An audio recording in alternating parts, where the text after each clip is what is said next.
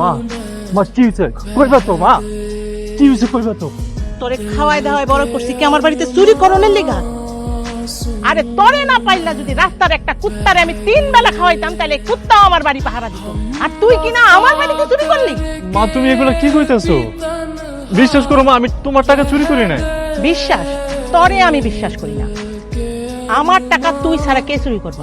ভালোই ভালো আমার টাকা ফিরাই দে, নাইলে কিন্তু তোরে গলা ধাক্কা দিয়ে আমি বাড়ি থেকে বই করে দিব। মা আমি কি হয়েছে মা? তুমি ভাইজান লাগে এমন ব্যবহার করতেছো কেন? সবুজ একটা চোর, আমি বালিশের নিচে 5,000 টাকা রাখছিলাম, একটু আগে গিয়া দেখি হেনে 2,000 টাকা পড়ে গেছে, 3,000 টাকা নাই। আরে আমি নিশ্চিত এই টাকা সবুজে চুরি করছে।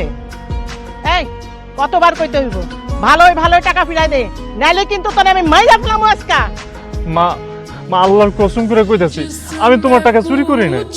বুঝছি তুই টাকা ফেরত দিবি না, না? হ্যাঁ বাইরো বাইরো আমার বাড়ি থেকে, আমি আমার বাড়িতে কোনো চোর পালমু না, বাইরো।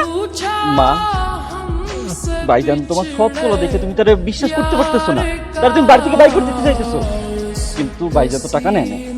আচ্ছা সৎ ভাইয়ের লেগে একেবারে দর ও দুধ লাই পড়ছে তোমার?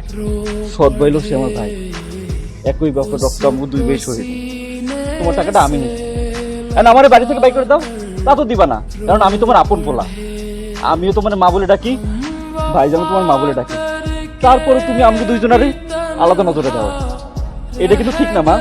রাবি তুই চুপ কর, মায়ের মুখে মুখে তর্ক করতে হয় না, ধমক দেওয়া শাসন করা শাস্তি দেওয়ার অধিকার মার আছে। মা যখন শাসন করে মায়ের সাথে সাথে তর্ক করতে হয় না।